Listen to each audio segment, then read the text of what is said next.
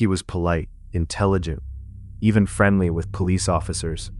But behind that calm voice was a secret so horrifying that when the truth finally came out, even the detectives who heard it could barely believe it.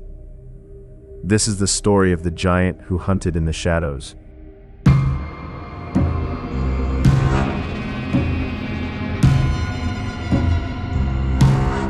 Something about Edmund Kemper always stood out. Maybe it was his height. At over 6 feet 9 inches tall, he was impossible to miss in a crowd. His large frame and deep voice made people take notice immediately.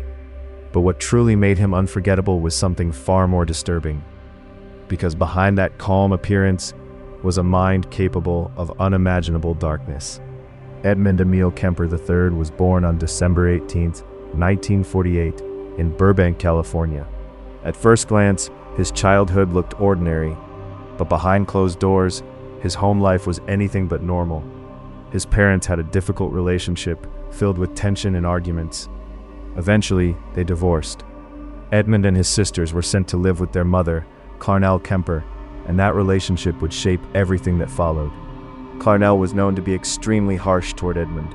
She constantly criticized him, mocked him, and told him that he was strange and dangerous. She would lock him in the basement at night because she feared he might harm his sisters. For a young boy already struggling to understand the world, these words cut deeply. Instead of affection, Edmund grew up hearing that something was wrong with him, and slowly, something inside him began to break. As a child, Edmund started showing disturbing behavior.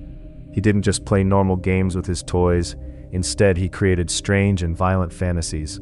One of his favorite games involved pretending to execute his toy soldiers using an imaginary electric chair. But his fascination with death didn't stop there. At just 10 years old, Edmund committed his first known act of cruelty. He buried a family cat alive. When his sister asked where the cat had gone, Edmund calmly told her that it must have run away. But a short time later, he dug the cat up again, because he wanted to see what death looked like. The behavior escalated. At 13 years old, Edmund killed another family cat. This time he used a knife. Then he kept pieces of the animal as trophies. Most children might experiment with strange behavior for attention, but Edmund's actions revealed something much darker. His mind was beginning to separate emotion from violence. By the time he was 14, his mother could no longer handle him. She sent him to live with his grandparents on a remote ranch in North Fork, California. For a short time, it seemed like the change might help. His grandfather, Edmund Kemper Sr., was strict but calm. His grandmother, Maud, was deeply religious and often critical, but the environment was quieter than the chaos he had grown up with. But the peace didn't last. On August 27, 1964, everything changed forever. That day, Edmund had an argument with his grandmother. No one knows exactly what was said, but the tension had been building for months. Suddenly, Edmund picked up a rifle. The bullet struck her in the head, killing her instantly. Then he did something even more chilling.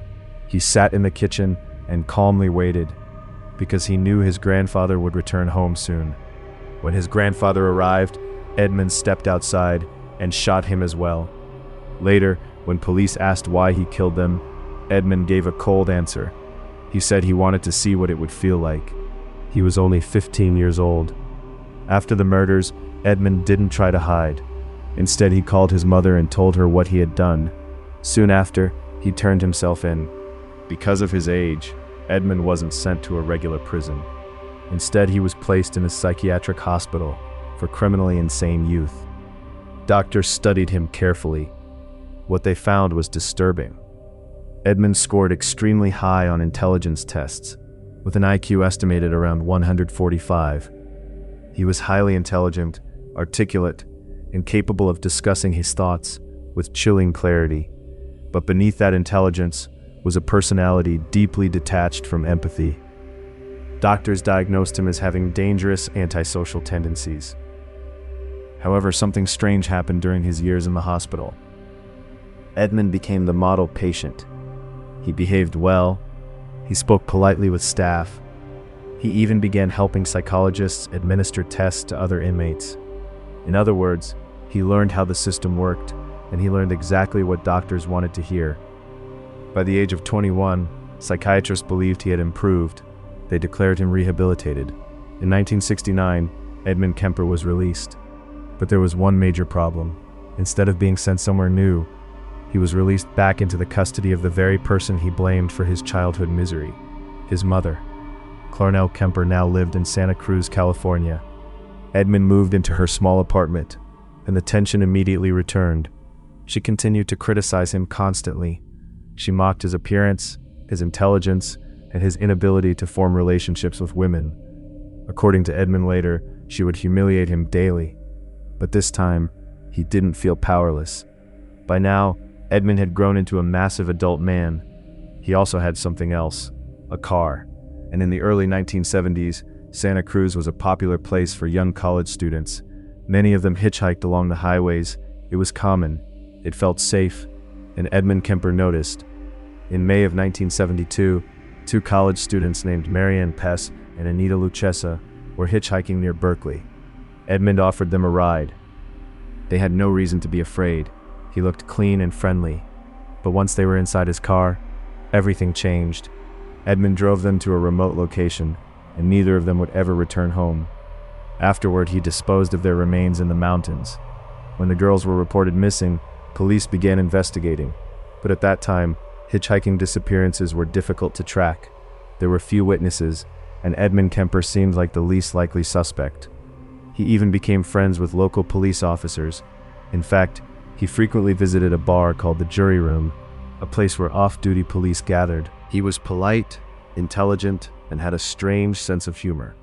Sometimes he even discussed the ongoing murder investigation with them, and they had no idea the killer was sitting right beside them.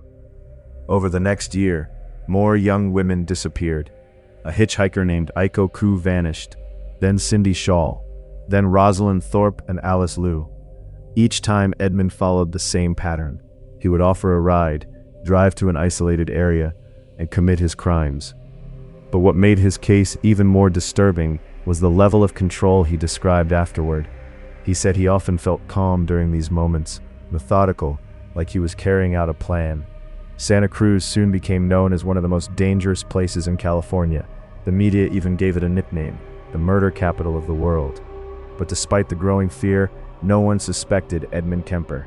He looked too normal, too cooperative, too intelligent, and that illusion helped him continue. But in April 1973, everything changed, because this time, Edmund turned his violence toward the person he hated most, his mother. That night, Clarnell Kemper returned home after a party. Edmund was waiting. An argument quickly began. It had happened countless times before, but this time, he snapped. In the early hours of April 21st, 1973, Edmund attacked his mother in her bedroom. When it was over, the silence in the apartment must have felt heavy. But the story didn't end there. Later that same day, Clarnell's close friend arrived at the apartment. She had no idea what had already happened inside, and tragically, she would not leave alive either. For the first time, Edmund seemed unsure what to do next. He drove for hours, thinking, processing, and finally something unexpected happened. He called the police. At first they didn't believe him. They thought he was joking. After all, Edmund Kemper was known as the friendly giant who chatted with officers at the bar. But he insisted, and eventually they realized the horrifying truth. The man they had been talking to for months was the very killer they were searching for. When Edmund Kemper was arrested, he shocked investigators with his honesty. He confessed to everything. He described the crimes in chilling detail. Psychologists later said that Edmund wanted recognition. He wanted the world to understand what he had done. His trial became one of the most disturbing cases in California history. But because he cooperated fully and waived his right to a jury trial, the process moved quickly. In November 1973, Edmund Kemper was convicted. He received multiple life sentences, and he was sent to the California Medical Facility prison, where he remains today. But even behind bars, Edmund Kemper continued to puzzle experts. He became known as one of the most intelligent inmates in the prison system. He recorded audiobooks for blind volunteers. He worked with prison programs, and he gave long interviews with psychologists. To this day, many experts study his case to better understand the psychology of violent offenders. Because Edmund Kemper didn't fit the stereotype most people imagine. He wasn't impulsive, he wasn't chaotic, he was calm, calculated, and frighteningly self-aware, which raises one haunting question. If someone so intelligent, so articulate, and so seemingly normal could hide such darkness, how many other monsters might be hiding behind friendly faces? The story of Edmund Kemper reminds us of something deeply unsettling.